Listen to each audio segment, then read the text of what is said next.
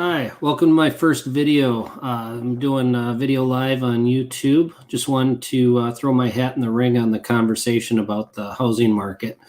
There's a lot of people talking that we're in a housing bubble. We're going to see another housing crash like we did in 2007. There's a lot of information and misinformation going on out there. So I'm going to try to sort through what's fact, what's fiction, and kind of some predictions on what I see maybe coming down the pipe towards us.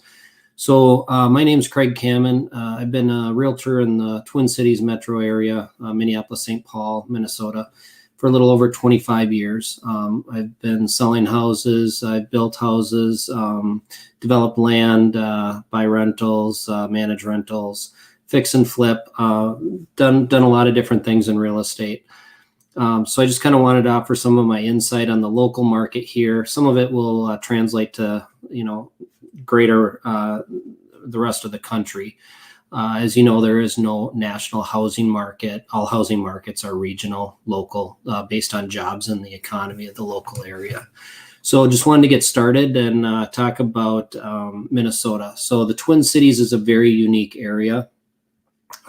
Share the screen here. So in the Twin Cities, we're very unique in that we have a lot of Fortune 500 companies for a population of 3.6 million. We have 16 companies that made the Fortune 500 list.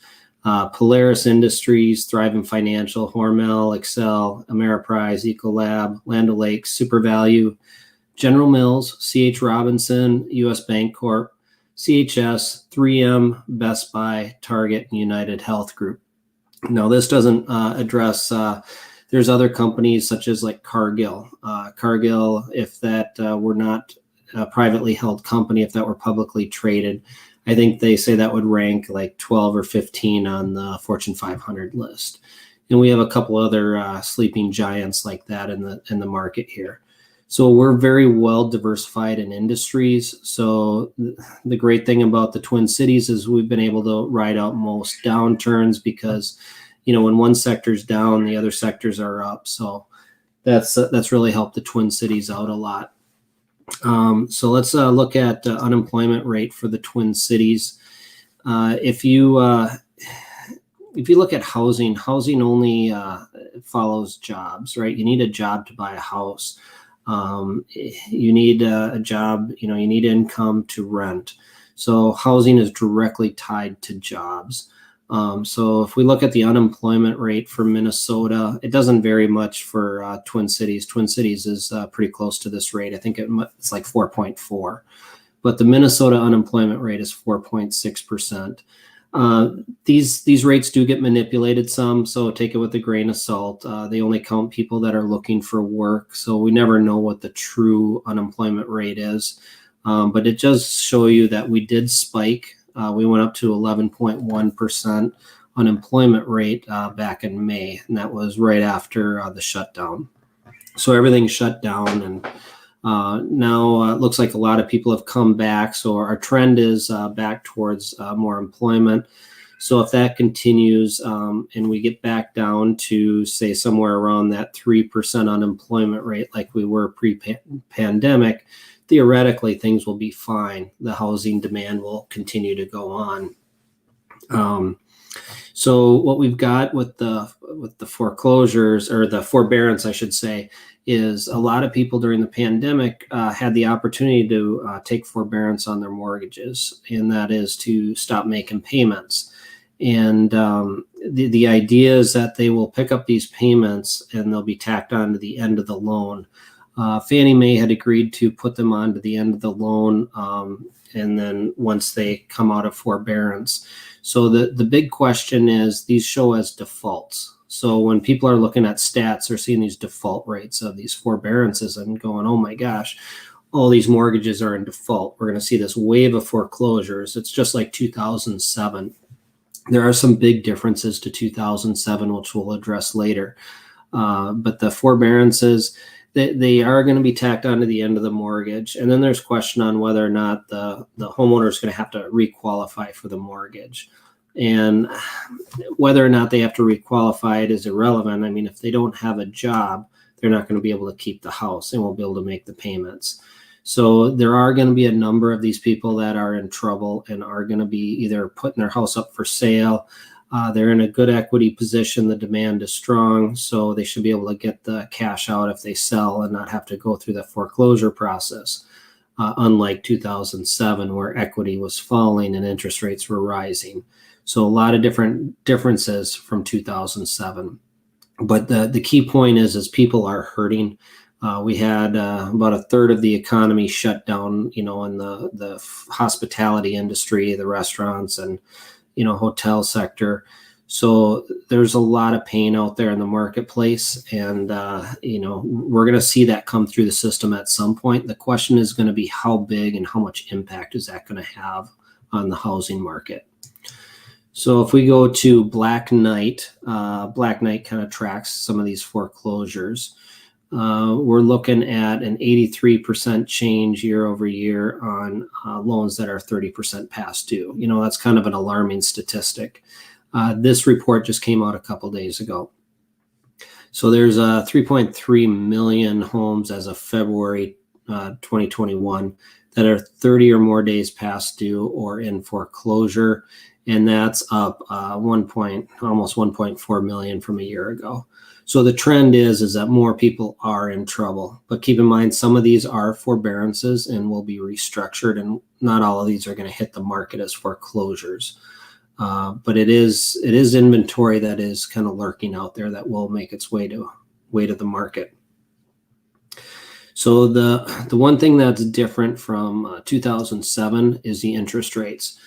2007, we were sitting at, let me go back to the chart here. All right, so 6.5%, it was down to, 5.4 at the low. So we were right between 5.5% and 6.5% interest rates. And then the adjustable rates, we were doing a lot of adjustable rate mortgages at that time. So when that recession hit, a lot of those arms reset and people couldn't refinance. They couldn't make their payments, and the equity was gone. There was a wave of foreclosures for various reasons coming through the system. So they then walked from their mortgages as well. So we have extremely low rates right now. We're sitting at 3.05 as of March 11th. We were hovering down around 2. I think we got down to 2.4, somewhere in there, 2.6. So rates are extremely low. That's creating a lot of demand for the housing. So even though we shut down a third of the economy just flat on its back, the housing market took off because of these artificially low interest rates. So now we have this demand side coming in on the housing market when it should be less demand because of people out of work and the economy shut down. So it did the exact opposite of what everyone thought it would do last March. I know I had bought a property for investment back in March, right as everything shut down. And I thought, oh no, here goes the whole market's going to crash and I'm stuck with this place right then. It turned out to be a great purchase. I mean, we saw over a 10% appreciation in house prices that year. So, and I foresee that we're going to see the same thing this year. So if we kind of look at the housing market, we'll go to month supply. Okay, so if we go to March of 2008, we had a 9.4 month supply of houses. And that climbed all the way up to like 9.9 months supply. And this is called InfoSparks. This is it takes it off of the local Twin Cities Realtor Association MLS. So they've got a formula that they calculate this with. It's slightly different than the Board of Realtors calculation, but they're pretty close. And then it drops down to right now we're at a 1.7 month supply.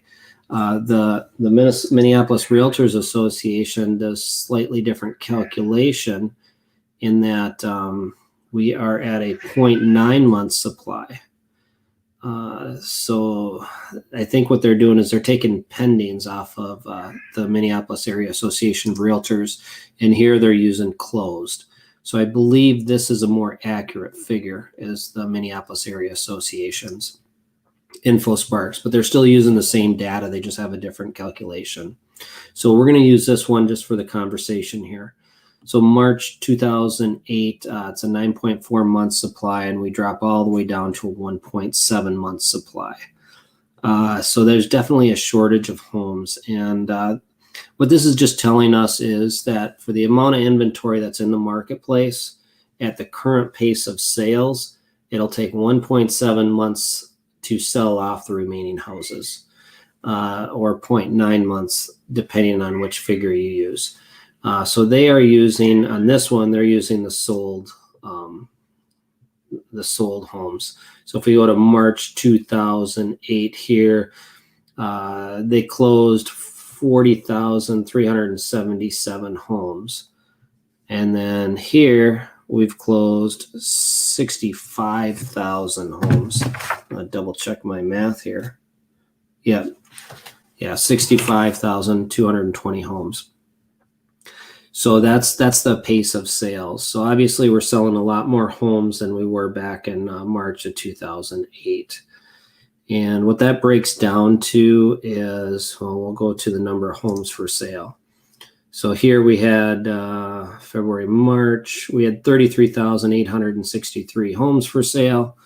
And now we're down to 8,565 homes for sale. 8,565 homes for a population of 3.6 million. So this is putting enormous pressure on pricing with these low interest rates and these bidding wars for this little of inventory.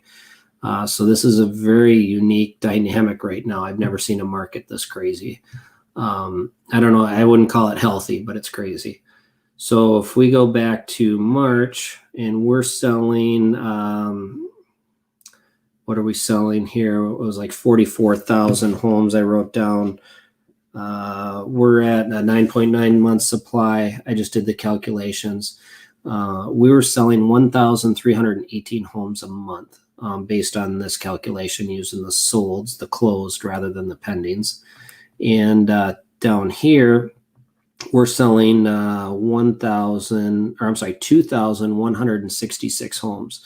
So 850 home difference between the two, 848. So we're selling 848 homes per month more than we were back in the crash here. So this is kind of the demand side of things.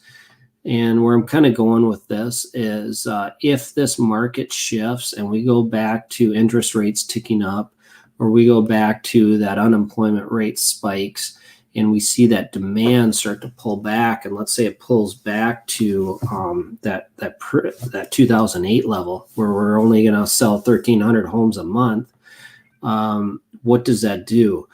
Well, at 1,318 homes per month, we will burn through this inventory of 8,565 homes in 6.5 months instead of 1.7.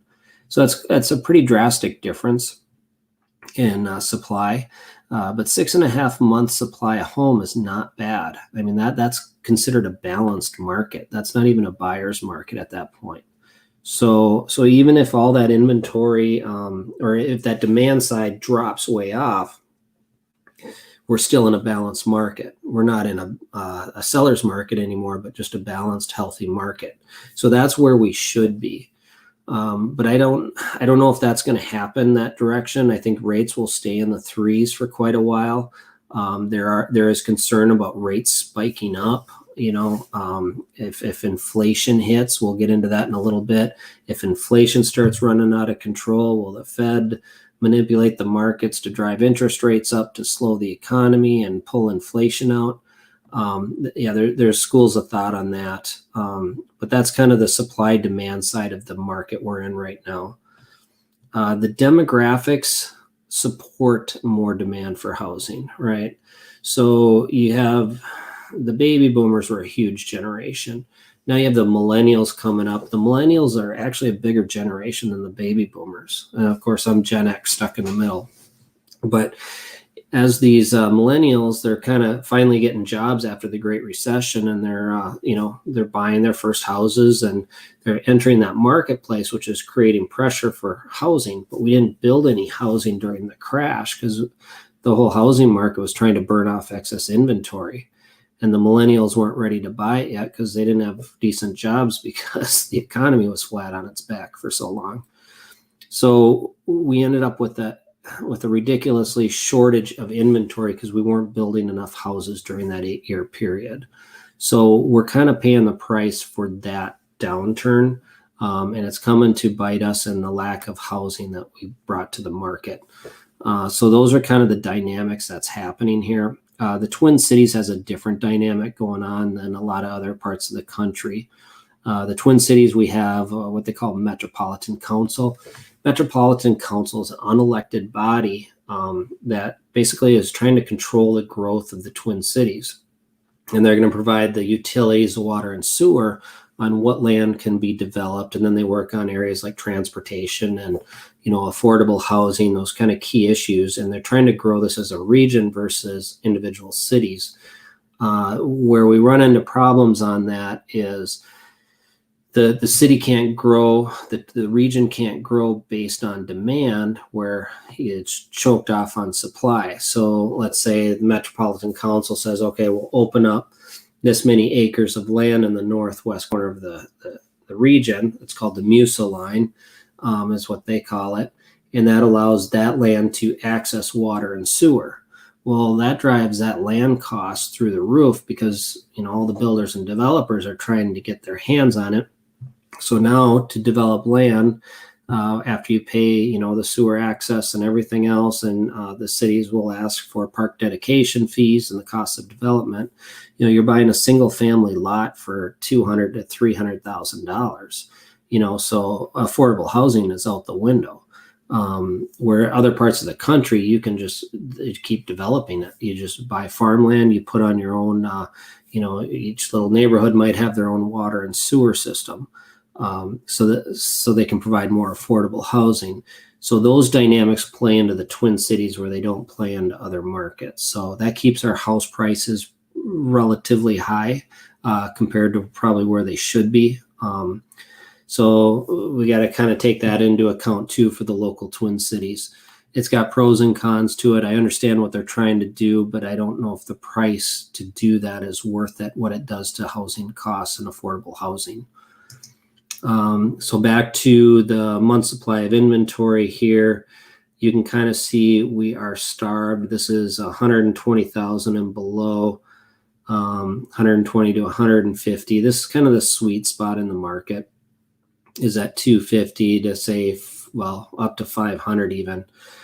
There's just an absolute lack of inventory. Now, once you start getting up 500 and over, now the builders can start adding housing in this price point because those land prices, like I told you earlier, are between 200 and 300 per lot on the low end. Now to build on that, you're going to be 500,000 with construction costs. We also have a different market up here because we're in a very cold environment. We have to drop our footings down 42 inches to get below frost level, and that adds a lot of cost. And once you're going down that far, we just tend to throw it down, another 40 inches and get our full basement. So, most of our houses have full basements here. And then because of our winters, we like to have 3-car garages, that kind of thing.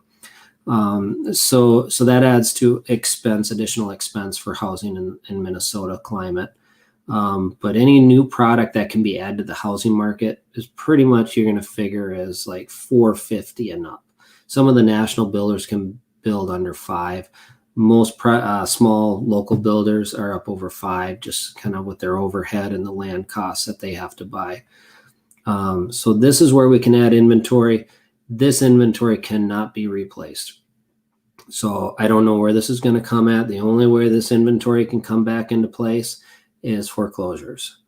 So if you're looking at buying and you're in this price point, I just say just do it. Get these low interest rates, tie it up, because you cannot replace that house for that price. Not with the zoning codes, not with the building codes. That just cannot be replaced, especially if you're in a closer in suburb and in a great location. You hold on to it long enough, you should be fine unless something completely radical changes in the economy where you lose a bunch of Fortune 500 companies and who knows, right? But with what we know right now, no more housing can be built in that price point. There's a kind of a joke around there. Starter houses are illegal in the Twin Cities.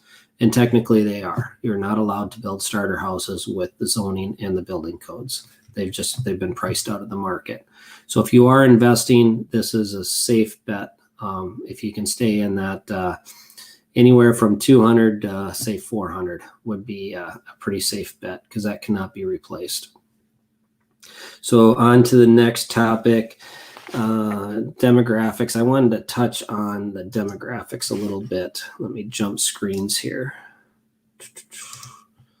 U.S. households. Let's jump over here to the Case-Shiller index. This is nationally. We got the national housing market like we talked about. So if we go back, I kind of got into the business way back here. Interest rates had just dropped below 10%. This is the greatest time ever to buy. Oh my gosh, everyone was excited. Got my first house at 7.5% interest, first time home buyer money. And no one had ever heard of interest rates that low. But yeah, interest rates were right around 9.5 at this point when I got into the business. Actually, I think it was 92 or 93. This is kind of that .com, that .bombed. That's the .com bubble. And then we went right into the housing bubble, and no one could see it coming, right? Hindsight's 2020. Yeah, we just didn't think that would ever end. And then they started doing some crazy loans in here, and there were people wondering, this can't last. Interest only, a lot of ARMs, a lot of people that, really shouldn't have been getting mortgages were getting mortgages. And then we hit kind of a slowdown. Interest rates, I believe they nudged up a little bit. We just covered that. And then they kind of dipped back down. But the ARMs took off. Those ARM rates really spiked because they were like 5-1 ARMs, 7-1 ARMs. So they're locked in for the first 5 years. Or maybe we were doing 3-1 ARMs at the time. I don't remember. So fixed rate for 3 years, and then they adjust. So a lot of people got hit with that. A lot of houses kind of went into foreclosure. The first to get hit were kind of that, not the liar loans, but the subprime, the borrowers that probably shouldn't have qualified, kind of appeared as predatory lending. So those are the first ones to go into default, and then that triggered everything. And then when that just snowballed. And then people couldn't sell their house because prices were dropping so fast that suddenly, you might have had 20, 30% equity in your house, but prices dropped by 40%. So then you're upside down. So people sat in that quagmire of no equity to be able to sell for many, many years until we burned off all that foreclosure inventory. And we kind of went, right about here, 2012 to 2015 is kind of when that stuff started burning off. 2014, that house prices started to climb again. And then look right here, when we get into this pandemic, it just spikes up. This would indicate a bubble, right? The problem with using this graph is this does not correlate with interest rates, because people don't buy a house based on the price as much as they buy it based on the monthly payment. So if you bought here, you bought at the peak of the housing market, but your payment might have been $1,600. Or if you buy here and your interest rate's 2.5 at the same price, well, not at the same price, but the same house, you might have an $1,100 payment because of the interest rate difference. So this, because of the interest rate, would indicate that, it's still more affordable. So I don't know if we're technically in a bubble, because housing's never been this cheap from a monthly perspective to hold it. So Case-Shiller index for Minneapolis, Minnesota, that's going to cover St. Paul as well.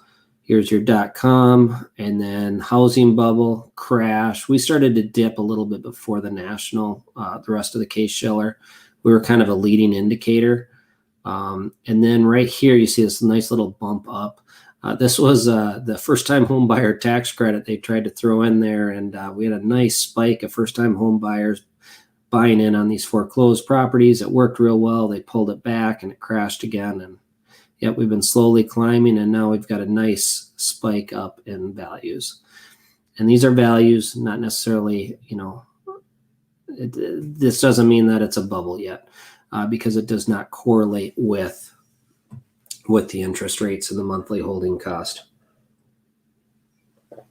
Excuse me. So the households that we have going on, we go back to 1940 here.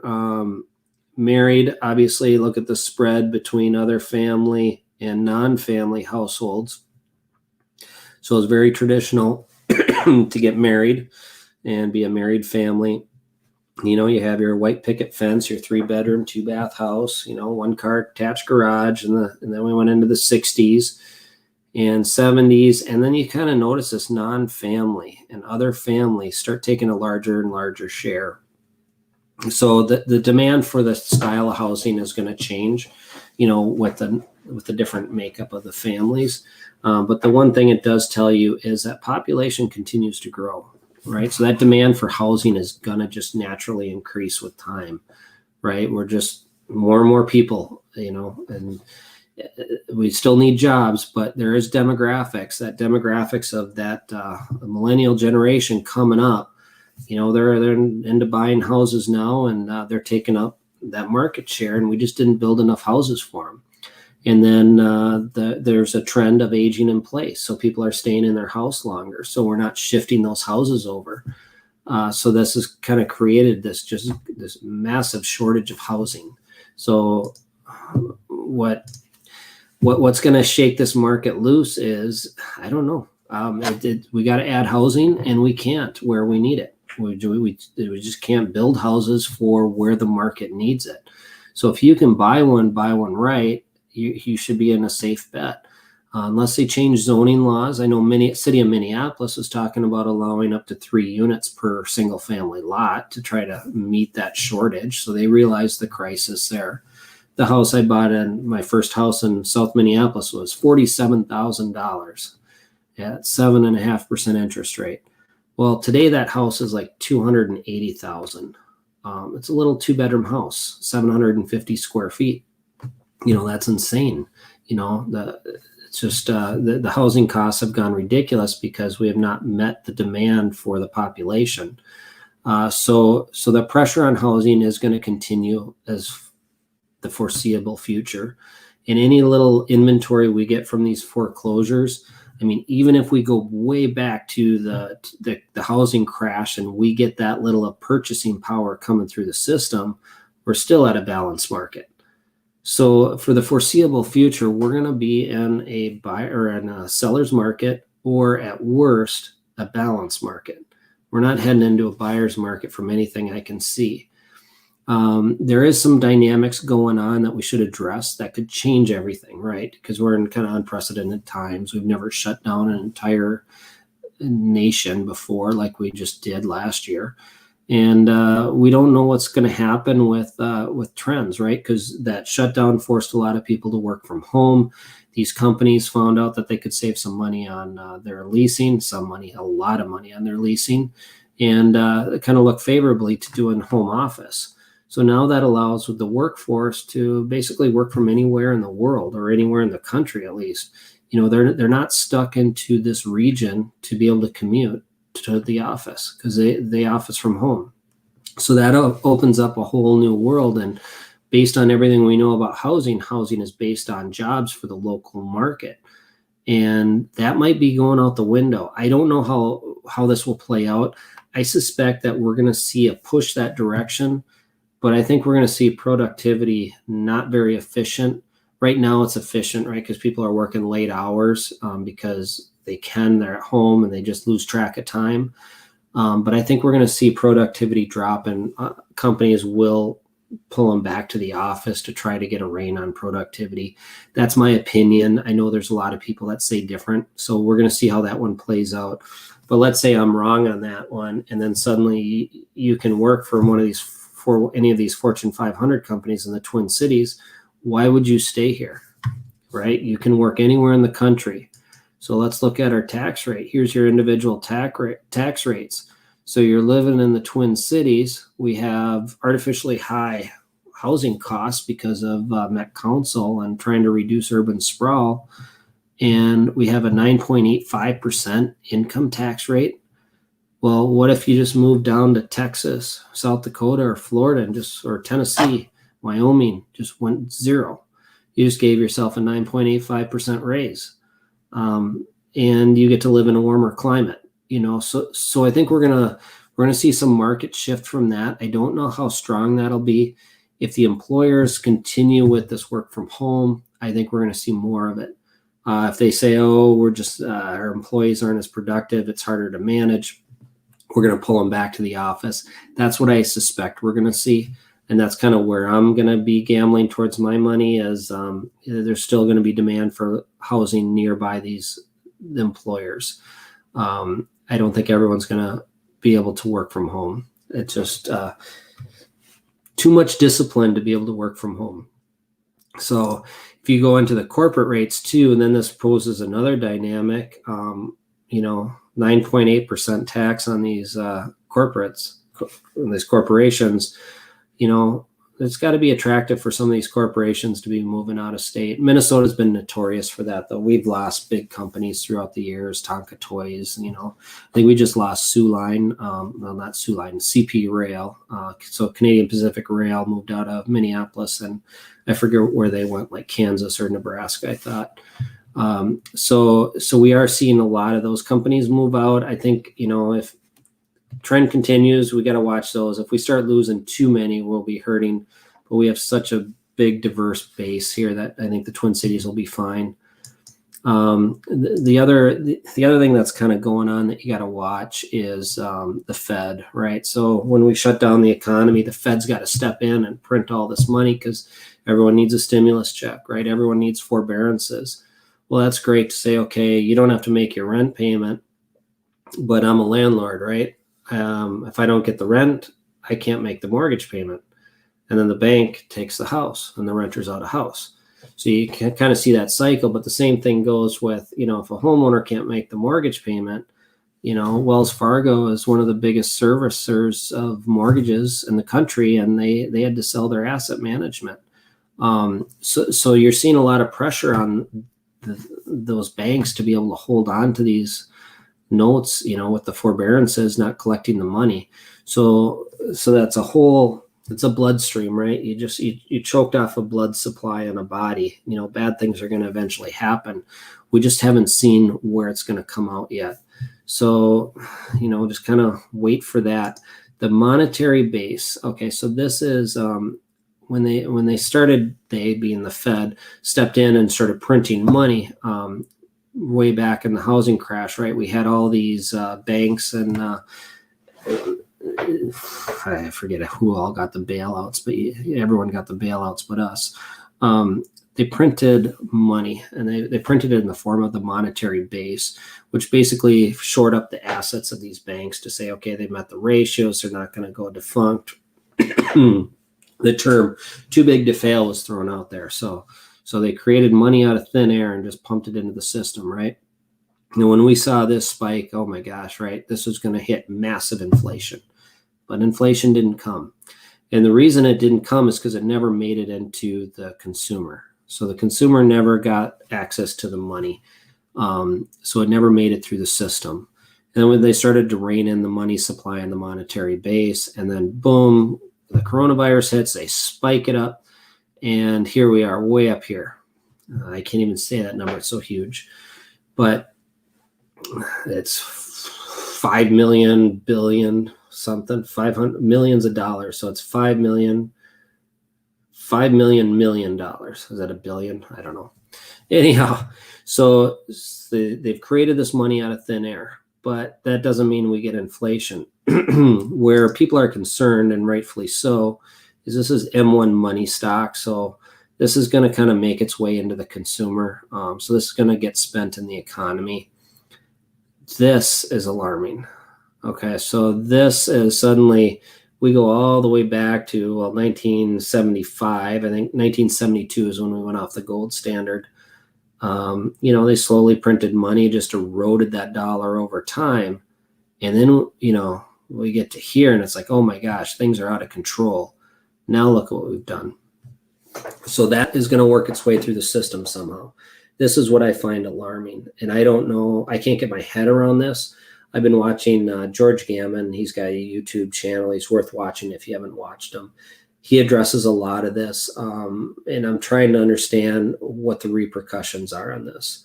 I don't see spending that kind of money without something coming back. Now, let's say it's massive inflation. Then we're going to go back to real estate's a great hedge against inflation because historically it paces inflation over time. It may be a lagging factor, but most people will pay 38% of their income towards their house payment, right? So eventually, the wages go up, and it's an asset that rides with the dollar. The dollar may drop in value. It's not money; it's a currency. So it's a solid asset. It's like gold or silver. So that would be a good investment as a hedge against inflation. I do think we're going to see inflation. I don't know how fast and how crazy it's going to be, but that's something to watch out for. If we get into, I covered that. Technology, that's the other thing that's coming down the pipeline. So the Fed people are arguing and saying, okay, here we got massive inflation coming. And then you got the Fed saying, no, we don't see any risk on inflation. Well, that doesn't make sense until you start reading the argument on this technology that's right around the corner. We have artificial intelligence that has potential of removing millions of jobs. So if this artificial intelligence displaces so many workers and there's really no other job to go into, during the Industrial Revolution, a lot of people got displaced, moved from the farm and into the factory. There's not a lot of place for this one to go right now. So they're expecting that we're going to need kind of this modern monetary theory, easy for me to say, to kind of fill in, basically continued stimulus checks. So you get paid for not working. That's one of the reasons behind the modern monetary theory is that this technology is going to keep inflation down because it's going to make us more and more efficient. I'm not sure how that's going to play out, but that's something to kind of keep watching out for. So we've got a lot of headwinds for us, but overall, I think we're going to see inflation. I think we're going to see the inability to provide housing in that mid-range price point in the Twin Cities. I don't foresee any of our big Fortune 500 companies relocating at this point. There may be one or two, but it won't be enough to really drastically change the market here. The forbearances, yes, there's going to be some inventory that comes from forbearances and people hurt by this downturn. And the people that are hurt are going to be really devastated. They're really hurting. But that's not enough to change the housing market overall. There's going to be opportunity there at some level. I don't see it turning it into a buyer's market. I see at worst case, we're probably heading towards a balanced market. We'll slightly cool this market off a bit and kind of maybe rein back the appreciation and kind of get it a little more sane, which would be healthy for the market. As far as investing into the Twin Cities, I still do it. I would recommend it just based on the jobs. I'm strictly about jobs. I do understand the buying for the taxes, and that's because people will move because of taxes if they can. And this is kind of one time in history where that might be a realistic possibility for massive amounts of people to relocate because of taxes. So that one I'm going to keep an eye on closely. But overall, I still think it's a safe bet here. Taxes are a bit high on property tax and certainly income tax. So it's a little trickier. And then with the housing prices here, it's trickier to get numbers to work if you're buying rental properties. If you're buying a single family home, you need a place to live. I'm willing to bet that your house payment is still cheaper than your rent payment. And it depends what you're renting and buying, of course. So I would strongly encourage you to buy overall versus rent, unless you're not going to be here a long time. So with that, I'm going to close. I just wanted to kind of give you an overview of the market the way I see it. There's a lot of stuff going on.